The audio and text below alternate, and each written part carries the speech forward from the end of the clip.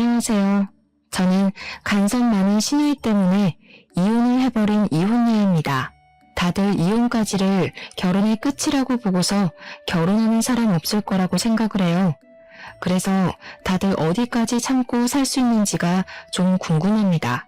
저도 남들이 참는 만큼 저도 버티고 살아야 하는 건지, 남들은 어떤 이유로 지옥 같은 결혼 생활을 견디면서 살고 있는지도 궁금해요. 저는 인사말에 말씀드렸다시피 간섭 때문에 이혼을 선택한 경우입니다. 제 주변에서 종종 간섭, 그까짓것 결혼을 하면 당연히 감수해야 할 부분이라고, 그런 것도 모르고 결혼을 했냐는 말을 하는 어른들이 있어요. 저는 솔직히 결혼이 뭔지 잘 모르고 결혼한 거 맞습니다. 그래서 제가 뭘 배우고 익혀서 결혼을 해야 했던 건지도 잘 몰랐어요. 간섭을 참으려고 결혼한 게 아니라 저는 행복한 미래를 꿈꾸기 위해서 결혼을 한 거거든요. 행복하려면 고통 정도는 감내할 수 있겠죠. 그런데 정작 고통 때문에 행복 느낄 여력이 전혀 없어져 버리면요? 이건 뭔가 잘못됐다고 봐도 되는 거 아닌가요?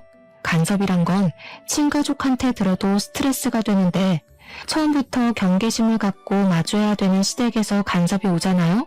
그거 그야말로 천인공노할 일과도 같습니다. 저만 이런 거 아니라고 봐요. 제게는 가족 관계가 아주 화목한 집에서 자란 남편이 있는데요. 한 사람을 만나기 전에 그 집안의 분위기를 잘 파악하라는 말이 도는 것도 그만큼 집안 배경이 한 사람이 성장하는 과정에서 아주 치명적인 영향을 준다는 거잖아요. 그래서 저도 저와 결혼할 남자는 집안이 가정적이고 화목했으면 좋겠다고 생각을 했었어요. 그런데 결혼 인사를 가서 처음 마주한 시댁은 삭막한 저희 집안보다 너무 따뜻하고 웃음이 많은 곳이더라고요. 부모는 부모라서 자식을 위하고 자식은 자식이라서 부모를 위하는 성인군자 같은 집안을 저는 남편 덕에 처음 보게 되었습니다. 시부모를 처음 만난 자리에서는 신우가 없었어요.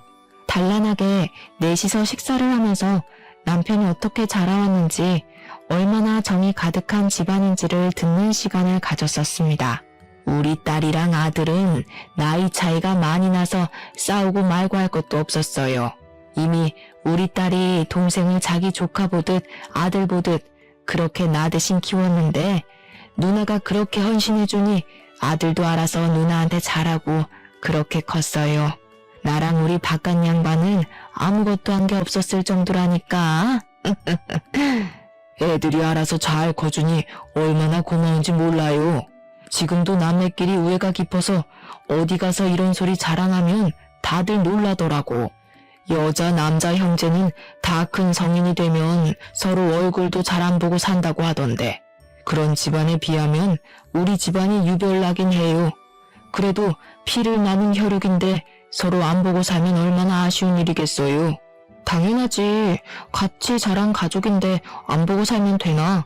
더군다나 누나가 나한테 좀 특별한 사람이야? 물론 나랑 누나를 이렇게 잘 키워준 부모님 덕분이 크긴 하지만 어쨌든 우리처럼 이렇게 사이좋은 가정도 드물더라고. 이래서 집의 어른들이 자식들한테 본보기가 잘 되어야 하나 봐. 우리 엄마 아빠처럼. 남편한테는 남편보다 나이 9살 많은 누나가 하나 있습니다. 그러니까 저한테는 신우인 거죠.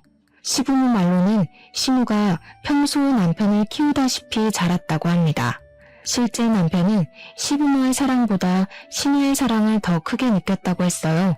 초등학교 때까지만 해도 다들 부모님 찾을 때 남편이 신우를 찾으며 신우에게 학교 행사 참여를 원했다고 했고, 사춘기 땐 자기 부모랑은 말을 안 섞어도 신우만큼은 남편의 해결사 같은 존재였다고 했습니다. 신우가 거의 제2의 엄마라고 해도 될 정도였다고 하네요. 그리고 듣자 하니 남편 생일마다 신우가 아주 통 크게 선물하기까지 했더라고요. 남편이 학생일 때는 브랜드 옷, 명품 시계 등을 흔쾌히 사줬고, 남편이 사회인 되고 나서는 차, 전세 오피스텔, 지갑 등을 선물한 걸로 들었습니다. 남편은 신우랑 나이 차이가 있다 보니까 학생 때 용돈이 없어 본 적이 없었대요. 자기 또래들이 한 달에 5만 원 받을 때 자기는 2배 이상을 받는 입장이었다고 합니다. 남편도 신우가 주는 마음을 알아서 늘 자기 누나한테 감사하며 살고 있다고 저랑 연애할 때 얘기한 적이 있었어요. 그렇게 시댁에서 가장 어화둥둥 소중하게 키워준 자식 제 남편이었습니다. 솔직히 너무 좋아 보였습니다. 부럽기도 했어요. 저는 형제자매가 없었음에도 불구하고 부모님이 맞벌이라서 저 혼자 집에 있는 경우가 더 많았거든요. 시부모는 남편이 사랑으로 키운 만큼 제게도 다정한 태도를 보여주셨습니다. 그래서 인사하러 간 자리에서 저도 모르게 제 있는 그대로의 모습을 많이 보이기도 했어요. 제가 남편 앞에서도 저의 내숭기 없는 모습을 저절로 드러내곤 했는데 이런 다복한 가정에서 자란 남편의 곁이 아무래도 제게 편안함을 주었다는 걸 깨닫기도 한 날이었습니다. 남편이 집안을 보고 나니 남편과의 결혼은 더 이상 고민할 게 없는 문제가 되었어요. 우리는 상견례까지 걱정 없이 진행이 되었고 아주 만족스러운 식을 올렸습니다. 그때까지만 해도 신우의 존재는 제게 그저 하나 있는 형님 그 이상도 이하도 아니었어요. 하지만 신우와의 문제는 결혼을 하고 나서부터 터졌다는 거죠. 남편과 저는 서로에 대한 마음의 크기가 눈에 보이는 케이스였는데요. 초반에는 남편이 저를 좀 더 많이 좋아하는 게 티가 났었습니다. 저희가 결혼을 허락받을 때만 해도 시부모는 자기 아들이 좋다고 하는 사람에게 장가를 보낼 생각이었다고 저를 좋아해 주셨고 신우는 얼굴을 잘 못 본 것도 있었지만 당시 크게 두드러지는 반응은 없었습니다.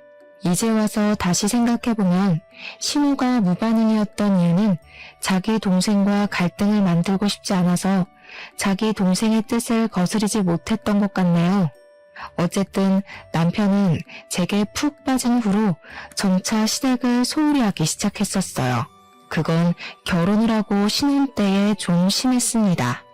아무리 개성시대가 되었다고 하지만 그래도 시댁 사람들 생일은 챙겨야 하잖아요. 그런데 남편은 저랑 놀러 갈 생각만 하면서 대책 없이 자꾸 비행기 티켓을 끊었어요. 시부모는 그저 남편이 원 없이 하는 대로 내버려두는 타입이었던지라 자기들 신경 쓰지 말고 우리 부부끼리 잘만 살아달라는 입장이셨어요. 그러나 신우는 달랐죠. 당시에는 신우와 시부모는 확연히 다른 존재라는 걸 눈치 못 챘던 게 제가 한 수 부족했던 면이 아니었나 후회가 됩니다. 어쨌든 한 번은 신우 생일이 다가온 시점이었는데 남편이 뜬금없이 일본 여행 가려고 표를 끊었다길래 당황했었거든요. 제가 신우 생일을 언급하니까 아예 신우 생일을 망각하기까지 했더라니까요. 그러면서 하는 소리는 제가 들어도 좀 서운한 말이었습니다.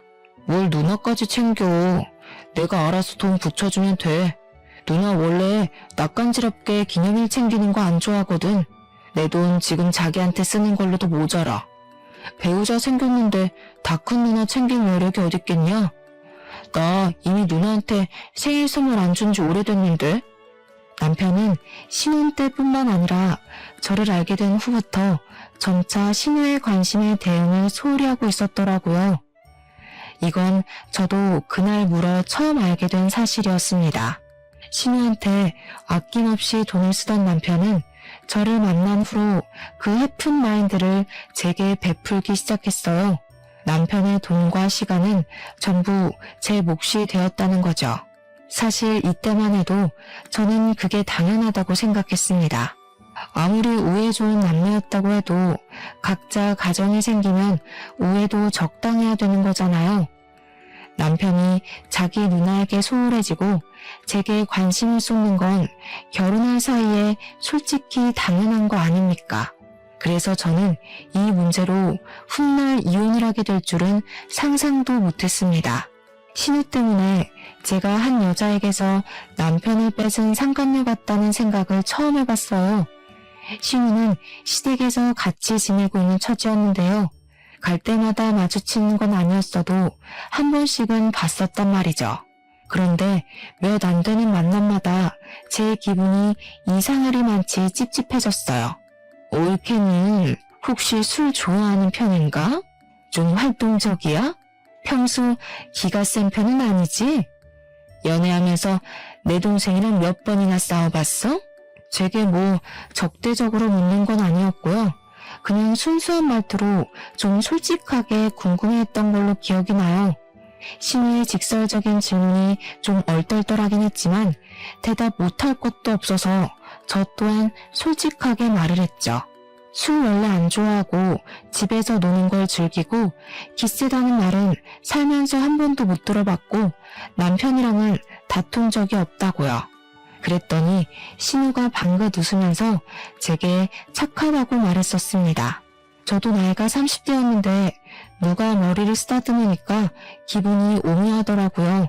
다 늙은 나이에 이게 칭찬받을 일인지도 모르겠고 오히려 뭔가 검사받은 느낌이 들어 좀 별로였어요.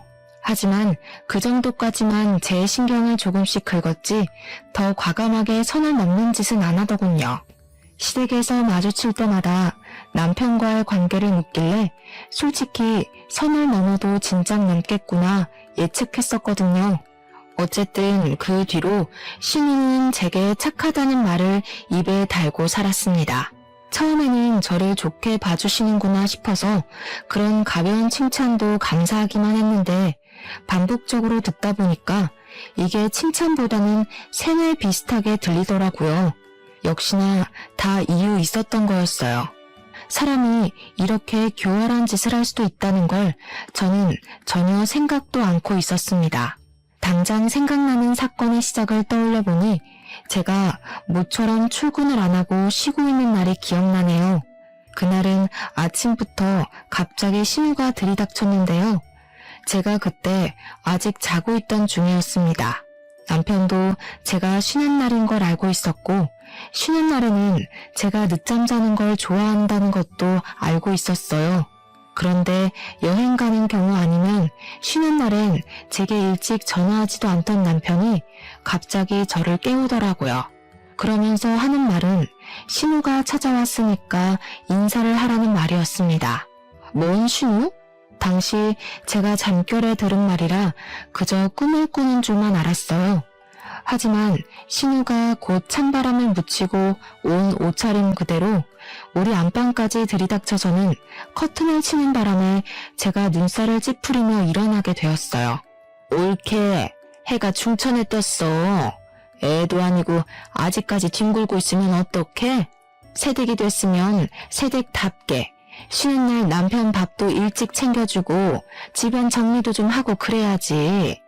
신혼살림 시작한 지가 언젠데 아직까지 거실이 엉망이더라. 짐 정리 안 했어? 아직 시간 8시 정도밖에 안 되었을 시간이었습니다. 제 유일한 스트레스 해소법이 쉬는 날 늦잠을 자는 것인데 그걸 방해받으니까 순간적으로 열이 확 뻗치더라고요. 하지만 저는 감정대로 움직이는 사람이 아니기에 최대한 높아지려는 목소리를 가라앉혔습니다. 언제 오셨어요? 오신다는 연락은 못 받았는데 어제 연락 주셨으면 제가 집도 미리 좀 치우고 준비하고 있었을 텐데요. 우리 착한 올케. 거봐라 기성아. 네 와이프 착해서 괜찮을 거라고 했지? 아니 네 남편이 올케 너 쉬는데 오늘은 오지 말라고 하더라고. 근데 올케는 그런 거에 마음 꽁에 있는 사람 아니잖아. 내가 본 올케는 되게 착한 사람이던데 나 사람 보는 눈 좋거든. 올케 보니까 싫은 소리 잘 못하고 얘 엄청 바른 타입 맞지?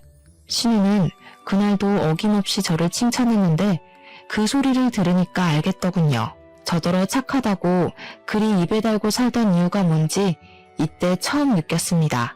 그러니까 신우는 우리 부부의 우위에 있으려고 하면서 자기 남동생을 향한 애정을 끊지 못해 간섭하려고 제게 착한 올케가 되어라 그리 세뇌시키는 거나 다름없었어요.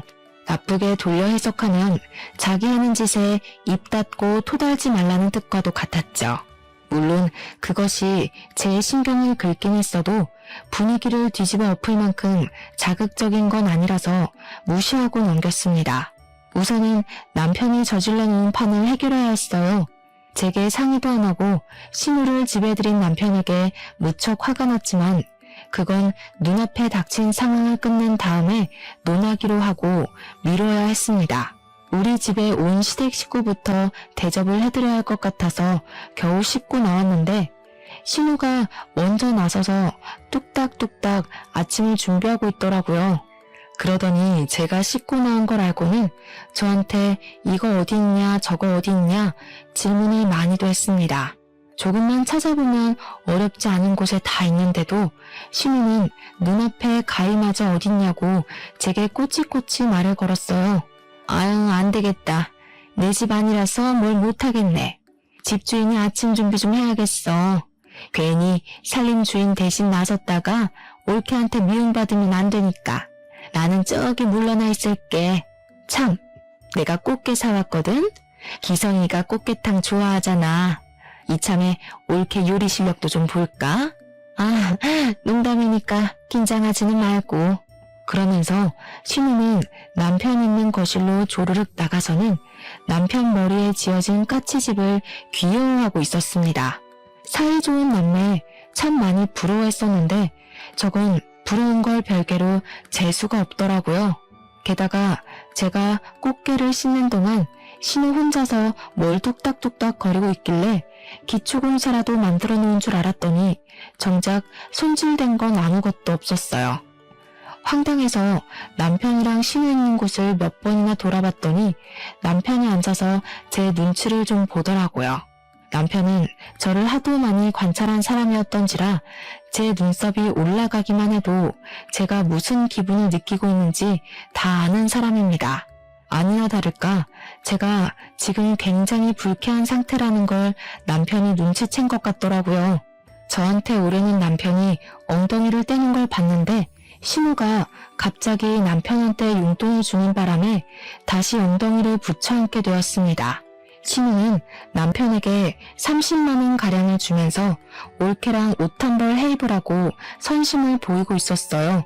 솔직히 이제 와서 하는 말이지만 30만 원으로 성인 남녀 옷 한 벌씩 사입으라는 거 저만 웃긴가요?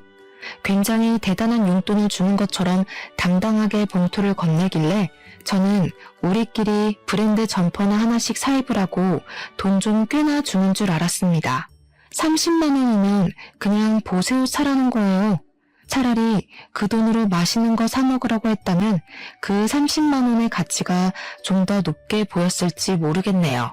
어쨌든 신우는 올 때마다 남편한테 소액의 돈을 찔끔찔끔 챙겨주었는데요. 아마 그걸 빌미로 더 자기 마음대로 하려는 낌새가 좀 보였어요. 자기가 돈을 주는 물주이니까 알아서 굽신거리라든지 자기가 우리 부부에게 투자를 해주고 있으니 참견할 만한 자격이 있다는 식이던지 말입니다. 그리고 신우는 돈을 줄 때 항상 제가 듣는 곳에서 말은 올케랑 같이 써 했지만 정작 뒤이어 붙이는 말들을 들으면 결국 그 돈은 전부 자기 동생한테 바치는 뇌물 같은 거였어요. 너 지난번에 차 수리해야 된다고 하지 않았어? 차 유지비가 돈 많이 들잖아. 거기 보탰어. 아니면 이번에 남자 신발 좋은 거 많이 나왔더라. 이참에 하나 사던지. 이런 식으로 남편 혼자서만 돈을 쓰도록 그 목적을 만들어주면서 용돈을 건넸습니다. 저야 뭐 더럽고 치사해서 그 돈이 욕심났던 적은 딱히 없었는데 신우의 은근한 여우짓이 눈앞에 보이니까 이게 스트레스가 되더라고요. 그 뒤로도 신우는 계속 우리 집을 출석하듯 찾아왔습니다. 남편은 처음엔 제 눈치를 보다가도 나중에는 당연하다는 듯 신우를 받아들였어요. 어떤 날에는 제가 집에 없는데도 남편이랑 신우 둘이서 우리 신혼집을 떡하니 차지해 영화를 보고 있는 게 아니겠어요? 그건 좀 아닌 것 같아서 신우가 집으로 돌아가고 남편한테 신우 문제에 대해서 얘기를 꺼낸 적 있었는데요. 솔직히 형님, 지금 선 넘고 있는 거야. 여보 잘 좀 생각해. 여기 당신 가족집 아니고 나랑 둘이 사는 신혼집이야. 내가 없는데 둘이 들어앉아서 시시덕거리고 있는 게 말이 돼? 야, 말이 좀 서운하다. 이 집 우리 누나가 해준 거 잊었어? 그리고 누나가 우리 같이 좋은 거 먹으러 가라고 또 용돈 주고 갔어. 요즘처럼 개인주의 세상에 이만큼이나 옳게 챙기는 신우이가 어딨냐? 배가 불러도 단단히 불렀구먼. 너 진짜 복 받은 줄 알아야 돼. 내 친구 어떻게 사는지 보여줘? 남편이 지금 돌아가는 상황에 대해서 몰라도 너무 모르고 있는 게 눈에 보이더군요. 신우가 제게 미치는 정신적 요인은 전혀 눈치채질 못했고 그저 돈을 주는데 뭐가 문제냐는 식으로 눈만 씀뻑거릴 뿐이었습니다. 저더러 삐뚤게 생각하지 말라고 설득까지 하더라니까요. 물론 저희 신혼집 신우가 해준 거 맞습니다. 그런데 신혼집도 신혼집 나름 아닌가요? 다 썩어가는 빌라 하나를 매매도 아니고 전세로 덜컥 해준 거예요. 고작 이 정도로 콧대를 엄청 세우는데 제가 이걸 고마워해야 되는 건지도 솔직히 모르겠더라고요. 이렇게 선물 받았다 말하기 민망한 빌라일 줄 알았으면 신우가 집 해준다고 집은 신경 쓰지 말라던 남편을 멱살 잡고서라도 말렸을 겁니다. 그리고 남편이 말하는 용돈 말인데요. 물론 신우가 20-30만 원씩 남편에게 용돈을 주는 것 자체만으로는 문제될 게 없죠. 그런데 그걸 빌미로 판 벌리고 간섭하는 영역이 너무 크다는 게 스트레스인 겁니다. 남편에게 말해도 통하질 않으니 제 속만 타들어갔고 한편으로는 제가 정말 너무 꼬아서 생각하는 건가 싶기도 했어요. 하지만 신우가 드디어 선을 넘는 행동을 보이게 되었는데요. 우리 집을 들이닥치며 사생활을 관여하기 시작하더니 이제는 우리 부부 사이의 은밀한 영역까지도 관심을 가지더라고요. 너희들 궁합은 잘 맞니? 그런 거 안 맞으면 한쪽이 바람나. 아직은 피임해야 되는 거 알지? 내 동생 기반 좀 서면 애 낳는 게 좋을 것 같아. 너희 일주일에 몇 번 하니? 건강한 관계는 주에 한 번 하는 게 좋다던데.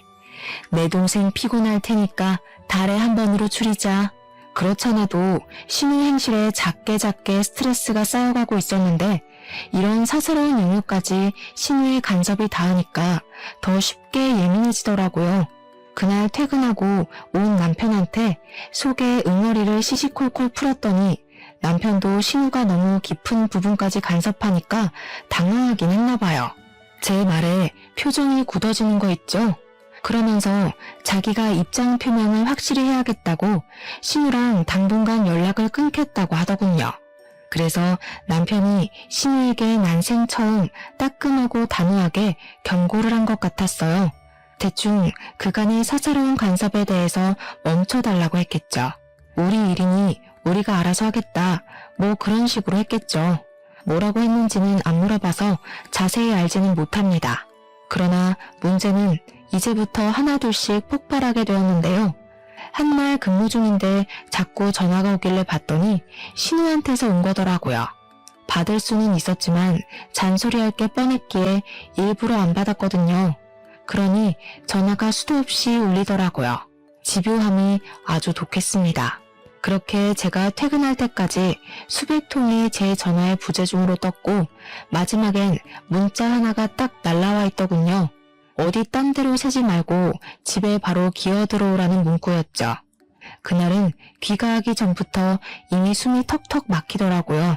저희 집에서 기다리고 있다는 뜻 아니겠습니까? 각오하고 집에 갔더니 남편은 없고 신우 혼자 집 안에 들어차 있더라고요. 제가 가방을 내려놓으면서 인사를 하자마자 신우가 저한테 성큼 다가와서는 썩은 미소를 보였습니다. 착하다 해줬더니 순여시가 따로 없었네. 너 때문에 나랑 내 동생 사이 틀어졌거든? 대체 내 동생한테 뭐라고 짓거렸냐? 용돈 주고 집안 살림 챙겨주고 끼니 신경 써주고 내가 그것밖엔 더 했어? 올케는 이런 호의를 무례라고 보는 이상한 정신을 갖고 있나 봐? 저 착한 적 없는데요. 형님이 착하다 그렇게 착각하신 거겠죠. 남편도 형님이 사사건건 간섭하는 거 불쾌하던데 모르셨나봐요? 형님이 별 사생활까지 다 간섭질한다면서 징그럽답니다. 대체 얼마나 귀를 눌려놨으면 남편이 이런 사사로운 감정까지도 말 못했을까요? 진짜 남일 맞아요? 상하관계 아니고 남의 집에 혼자 들어앉아 있는 것도 화가 났던지라 저는 더 필터링 없이 말을 깠습니다. 그러니까 신우가 부들부들 떨더니 이 악물고서 제 기싸대기를 날리더라고요. 꼴에 나이 먹고 힘만큼은 제대로 길러놨나 봐요. 제가 바로 중심 잃고 넘어져 버렸잖아요. 내 동생한테 어울리지도 않는 년을 군말 없이 내버려뒀더니 뭐라고? 네가 우리 남매 사이를 얼마나 한다고 지적질이야? 이 잡년아. 기가 차서 말도 안 나온다. 너 내 동생이랑 갈라설 준비해라. 그러고 신우는 제 대꾸를 들을 생각도 없이 집을 쌩 나가버리더군요. 그럼 저는 신우에게 못 푼 화를 그날 퇴근하고 온 남편을 붙잡아 또 불같이 따졌습니다. 그러니 이제는 남편 말이 자기도 내 불평 들어주기 지친다고 짜증을 내는 게 아니겠습니까? 솔직히 나는 누나랑 문제없이 잘만 지냈잖아. 그럼 네가 이상한 거 아니야? 누나가 뭐 틀린 말 했어?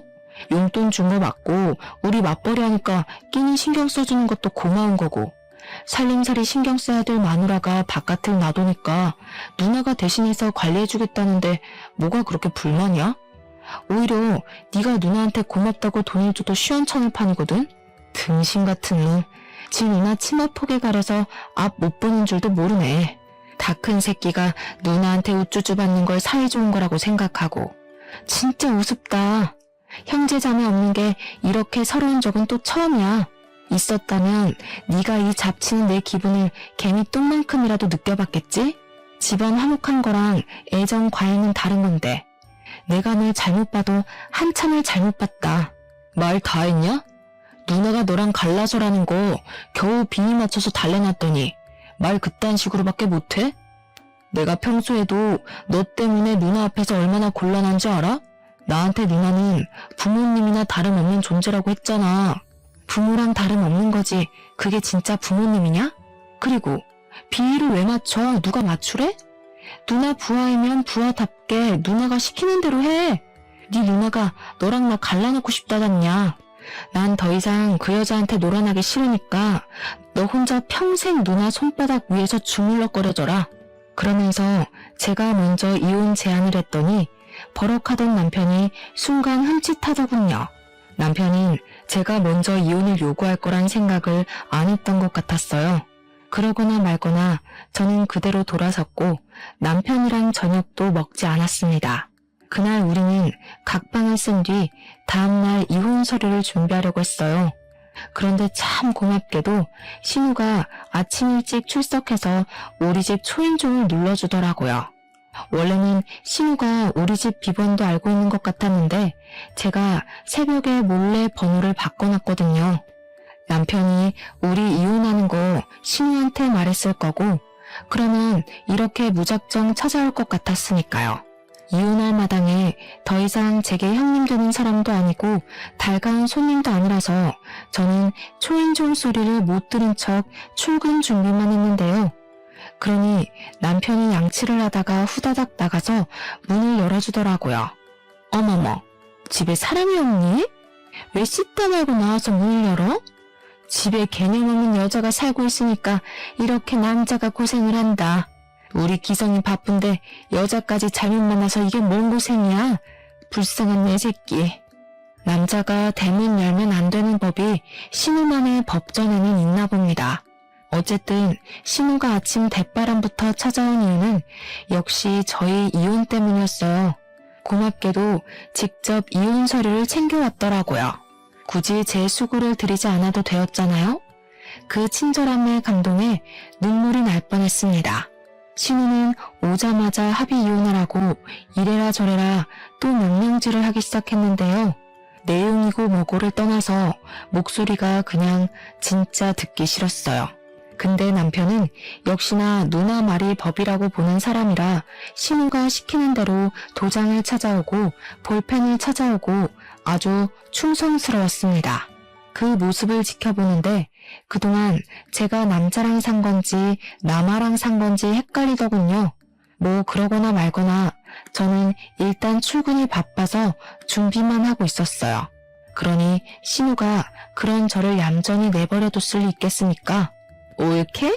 아, 이제 올케도 아니지. 야, 귓구멍 막혔니? 와서 도장 찍으라잖아. 왜? 이제야 네가 뭘 좀 잘못했다는 생각이 들어? 이혼 못하겠니? 그럼 머리 받고 용서 좀 빌어보던가. 네 진심이 얼마나 전해지느냐에 따라 내가 이 이혼 없던 걸로 해줄 수도 있어. 신우 목적은 사실 이혼이 아니라 저거였던 듯 싶었습니다. 저를 끝내 무릎 꿇리고 싶었나 봐요. 기센 척하면서 어떻게든 제 우위에 있으려고 사족을 다하는 신우를 보니 제 눈에는 그저 신우가 일진놀이하는 고등학생으로밖에 안 보이더군요. 그래서 저도 신우가 좋아하는 찰떡선이 없는 화법으로 대답을 해주며 신발을 신었습니다. 네, 제 귓구멍이 꽉 막혀서 뭐라고 씨부리는지 모르겠네요. 이제 내 신우도 아니고 그냥 할 일 없는 아줌마 같은데 내가 왜 아줌마 말을 들어야 되죠? 퇴근하고 나서 도장 찍을 테니까 그만 깝죽거리고 거기 두고 가세요. 그러고는 그대로 나와버렸더니 문 밖으로 신우가 비명을 지르는 게 들렸습니다. 악에 받쳐서 소리를 지르던데 목청 한번 좋더라고요. 또 하나는 남편의 다급한 목소리까지 겹쳐 들렸는데 대충 엿들어보니까 신우가 시키는 대로 하면 제가 꼬리 내리고 얌전히 고개를 숙일 줄 알았던 것 같았어요. 아 뭐야, 와이프가 꼼짝도 안 하잖아. 누나가 이렇게 하면 다 된다며. 나 이혼까지 하기 싫단 말이야. 퇴근하고 도장 찍겠다는데 이제 어떡할 거야? 그렇게 사이좋던 남매가 투닥거리는 걸 밖에서 엿들으니까 속이 꽤 시원하더라고요. 어쨌든 퇴근하고 돌아와서 좀 조용한 분위기에 도장을 찍어야지 생각하고 있었는데요. 제가 신우에 대해서 간과한 게 하나 있었더라고요. 신우가 어마어마한 쌍년이라는 걸 잠시 망각했던 겁니다. 퇴근하고 집에 들어갔더니 신우가 출근 전에 봤던 그 몰골 그대로 집에도 안 가고 기다리고 있는 거 아니겠습니까? 근데 황당한 건 제 짐을 전부 신발장으로 다 내던져 놨더라고요. 옷은 여기저기 짓밟혀서 더러워진 상태였고 화장품도 반 이상은 깨져 있었습니다. 신우는 제가 그 꼴을 보고 단단히 충격을 먹었을 거라고 생각했나 봐요. 저를 업신여기며 제 반응을 지켜보는 표정이 딱 그렇게 설명을 해주더라고요. 그 옆에서 남편은 그저 저를 흘겨보고 있었는데 그게 저한테 초조하거나 미안하다는 얼굴은 절대 아니었어요. 약간 꼴 좋다? 그럴 줄 알았다? 그런 느낌으로 저를 가소롭게 보고 있었습니다. 일단은 끝까지 자기 누나를 믿고 신우가 시키는 대로 할 생각인가 봅니다. 야, 이 집 내가 해준 거 알지? 너한텐 딱히 아쉬울 거 없을 거야. 이번 기회에 사람이 주제를 모르면 어떻게 되는지 느꼈길 바래. 그 쓰레기 들고 당장 내 집에서 꺼져. 그래요. 안 그래도 사준 사람의 손때가 묻은 집이라 그런지 구린내가 장난 아니었어요. 능력 좋은 척 할 거면 저기 강남 아파트 정도는 해줄 것이지. 겨우 서울 변두리에 빌라 하나 해줘놓고 돈 많은 척은 너무하셨어요. 해주고도 욕먹는 게 딱 이 경우인데. 평소 사회생활 잘 못하셨나 봐요. 이게 돌았나? 내 동생 혼자 사는 거면 당연히 강남 아파트 해줬어. 웬 거지 같은 년이 같이 기어 들어와 사는데 내가 처음부터 네 눈깔 높여주고 싶었겠니? 이제 보니 왜 결혼 못했는지 알겠다. 나이를 똥구멍으로 쳐먹었으니까 주변 남자들이 그쪽한테 미리 학을 뗀 거였네요. 아줌마 같은 사람을 노처녀가 히스테리 부린다고들 하죠. 오해 좋은 둘이서 노처녀 노총각으로 계속 끈끈하게 지내면 되겠어요. 남매가 계속 이렇게 지내면 고독사는 면할 거 아니에요? 좋은 거 맞나 모르겠네. 그때 신우가 분을 참지 못하게 제 뺨따구를 때렸습니다. 제가 이걸 딱 기다리고 있었어요. 손찌검이 한 대도 아니고 2대에 3대까지 이어졌을 때 저는 보기 좋게 쓰러지기까지 했습니다. 그리고 적당히 편집점을 잡고 난 뒤에 자리에서 일어났죠. 이럴 줄 알고 혹시나 해서 전날 새벽에 카메라 하나를 설치해놨는데 정말 다행이었어요. 괜히 카메라 값만 날리는 줄 알고 조마조마했거든요. 제가 알아보니까 결혼 파탄 사유에 시댁의 부당한 대우가 속해 있다면 그걸 유책 사유로 쳐서 소송권으로 이혼이 가능하다고 하더라고요. 하마터면 억울하게 합의 이혼해 줄 뻔했지 뭐예요? 오늘따라 왜 이렇게 질질 끄나 몰라. 지금 안 때렸으면 이혼 미룰 뻔했잖아요. 덕분에 카메라에 잘 담겼으니까 이젠 인간 대 인간으로 갑시다. 일방적으로 맞기만 하는 건 사실 제 타입 아니거든요. 저는 바로 신우 뺨을 날린 후 머리채를 잡고 잡아뜨렸습니다. 그리곤 그동안 간섭을 당할 때마다 휘두르고 싶었던 마음을 담아서 들고 있던 가방으로 마구마구 내리쳤어요. 그러자 놀란 남편이 와서 저를 확 밀어내더니 뭐 하는 짓이냐고 소리를 지르더군요. 이거 순 깡패 아니야? 야, 그래, 이혼하자 해. 내가 여자랑 살길 바랬지 어디 깡패냥 끼고 한 이불이나 덮을 수 있겠어? 진짜 소름 끼친다. 사람이 어떻게 적당선을 모르고 그렇게 깝죽거리냐? 야, 너 처가에서 그딴 식으로 배웠냐? 제 발로 제 앞에 찾아와준 남편을 보니 그 면상이 그날따라 더 못나 보이는 거 아니겠습니까? 꼴도 보기 싫어서 가방으로 얼굴을 날려버렸습니다. 우리 부모님이 너무 잘 가르친 거지. 대화로 안 통하는 새끼들은 이렇게 사랑의 매로 다뤄줘야 생각이란 걸 한다더라고. 너희들은 부모한테서 얼마나 좋은 양식을 얻어먹었길래 둘이 쌍으로 답이 없냐? 누가 남이 아니랄까봐 거지 같은 것도 매한가지다 참. 남편이 자기 맞은 게 억울한지 저한테 손을 올리려고 하던데 이미 그럴 거라 예상은 했거든요. 그래서 제가 먼저 들고 있던 가방으로 그 얼굴을 한 번 더 밀어버렸죠. 합의 같은 건 꿈도 꾸지 마. 나 정신적 손해배상까지 청구할 거야. 이 거지 같은 빌라도 위자료로 다 뱉어내야 될걸? 아줌마, 그렇게 돈으로 동생 조종 잘하더니 어디까지 동생 뒤 봐줄 수 있을지 한번 보여줘 봐요. 전세 빌라밖에 못해주는 졸부 재력 최대한 짜내봐야 될 거예요. 그렇게 저는 신혼집 같지도 않던 그 썩은 빌라를 나오게 되었습니다. 이미 쓰레기가 되어버린 제 짐도 그 집에 어울릴 것 같아서 그냥 기부를 하고 나왔어요. 그 집이 방음이 얼마나 안 되면 3층이었는데 제가 1층으로 내려갈 때까지도 신우가 고래고래 비명 지르는 게 다 들리더라고요. 어쨌든 저는 다음날 바로 변호사 만나서 증거될 만한 자료를 모두 제출했습니다. 남편에겐 이혼 소송을 했고 그뿐만 아니라 신우에게도 폭력죄, 협박죄, 정보통신망법 위반 등 제 선에서 할 수 있는 건 전부 다 고소 때렸어요. 시댁의 가장은 신우였는데 남편 차도 할부로 사준 주제에 얼마 안 되는 돈으로 얼마나 자부심을 부릴 수 있을지 좀 궁금하긴 하더라고요. 아니나 다를까 제 궁금증을 친히 풀어주려고 시부모께서 나서주신 거 아니겠습니까? 늘 남편 하고 싶은 대로 하고 살도록 손을 놓고 있었다는데 제가 보기엔 손을 놓았다기보단 전적으로 신우한테 남편 관리를 맡겨놓은 것 같았어요. 저희가 이혼을 한다고 했을 때도 신우만 난리를 부렸지 시부모 쪽에서는 별다른 반응이 없었거든요.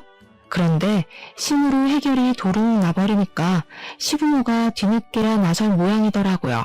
제가 결혼 생활 내내 본 적 없던 시부모의 실체를 이혼하고 나서야 알게 된 게 얼마나 다행인지 몰라요. 괜히 그 나물에 그 밥이라는 말이 나오는 게 아닌가 봐요. 신우랑 남편 같은 자식이 만들어지려면 그렇게 자원을 주는 부모가 있어야 가능했을 거잖아요. 어쩜 한부모 자식 하는 짓이 그리도 똑같은 건지. 한날 시부모가 제가 어디 살고 있는지 모르니까 제 근무지를 찾아왔나 보더라고요. 제가 퇴근해서 주차장을 갔을 때 아주 기가 막힌 장면을 봤어요. 다 끝난 줄 알았던 골칫거리가 눈앞에 또 재발하니 겨우 털어낸 스트레스마저 다시 들끓는 느낌이었습니다. 시부모가 용케도 제 차를 찾아내 장난질을 해놨더라고요. 제 하얀색인데 아주 색깔별로 라카치를 예쁘게도 해놨지 뭡니까. 차에 그려진 낙서는 온통 돈에 눈이 멀어서 남편을 벌었네. 예우도 모르는 년, 이혼녀 꼴로 얼마나 잘 먹고 잘 사는지 보자 등등 자기 아들과 갈라선 것에 대한 원망이 한가득 적혀 있었습니다. 그리고 바퀴도 2개나 펑크나 있었고요. 그걸 사진으로 다 찍으면서도 기가 차서 계속 웃음이 나왔어요. 주위에서 사람들이 저를 힐끗거렸었는데 저는 원래 주변 시선에 둔감한 편이라 딱히 쪽팔린 건 없었습니다. 다만 수리비가 꽤 나오겠다는 것과 당장 차를 못 타게 생겼다는 짜증이 확 치밀었죠. 당연히 수리비는 제가 감당할 생각 추호도 없었습니다. 다행히도 시부모가 멍청했기에 일은 쉽게 해결되었어요. 시부모가 며느리 마지막 배웅하는 길에 보너스라도 챙겨주고 싶었나 봐요. 이렇게 깜짝 범죄를 저질러 주시니 말이죠. 블랙박스에 고스란히 찍힌 증거물 때문에 경찰에 신고를 하더라도 경찰이 수고스럽게 범인을 찾을 필요도 없어서 더없이 좋은 선물이었습니다. 그 자리에서 신고는 신고대로 했고 저는 스프레이 냄새 가득 나는 차 안에서 시부모한테 전화를 걸어봤어요. 시부모가 저를 기다렸는지 제 전화를 받자마자 성량을 키우더라고요. 어디서 이런 속물에 찌든 애가 우리 집에 들어와서는 내 아들을 망쳐? 네가 감히 내 자식들한테 손을 댔다면서? 내 새끼들 나도 훈육 한번 해본 적이 없는 귀한 자식이야. 착고락선이 봤지? 당장 고소 취하 안 하면 그게 겨우 시작인 줄 알아야 될 거다. 네, 그러세요. 고소 취하는 안 할 생각이니까 더 해보시라고요. 제 차 생각보다 손 많이 보셨던데 똥 싸지르기만 할 줄 알지 치울 줄 몰라서 어떡해요? 저 방금 재물손괴죄로 신고하고 연락드리는 거예요.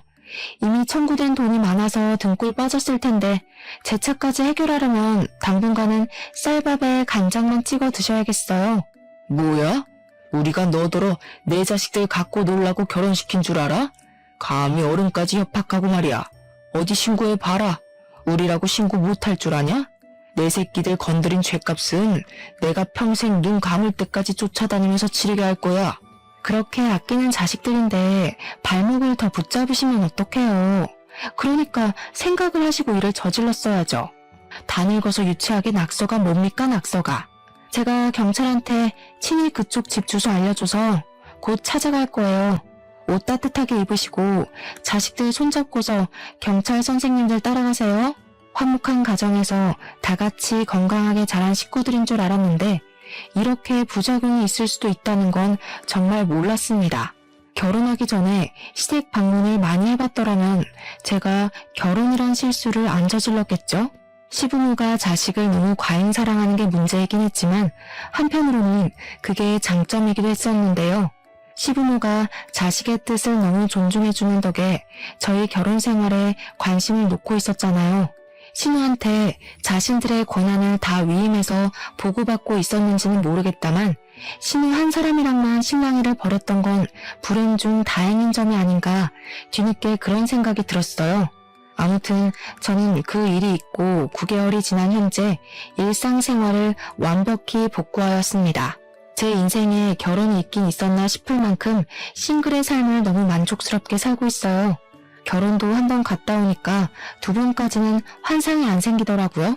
이혼이란 아픔이 제가 살아가는 길에 긍정적인 걸음이 되었다고 생각하면 그게 그리 막 아픈 것도 아니었고요. 오히려 제 삶에 더 집중할 수 있는 계기가 되지 않았나 싶어요. 저도 저지만 이번 기회에 저 애정과다 집안에서 색다르게 깨우치는 게 있었길 바라네요. 아마 자기네들이 뭘 잘못했는지도 모르고 있을 가능성이 크지만 말이에요. 사연은 여기까지가 끝인데 다들 제 이야기를 어떻게 받아들이셨는지 모르겠어요. 저는 그래도 금똥 정도는 밟았다고 생각하고 있습니다. 똥은 똥이지만 덕분에 내 손에 들어온 숫자가 많아졌으니 금똥이라고 보려고요. 누가 뭐라 해도 제가 괜찮으면 다 되는 거 아니겠어요? 그만 글을 마무리해야겠네요. 긴 글이었는데 들어주셔서 너무 감사드려요. 다음에 기회 되면 또 한 번 찾아오겠습니다. 건강하세요.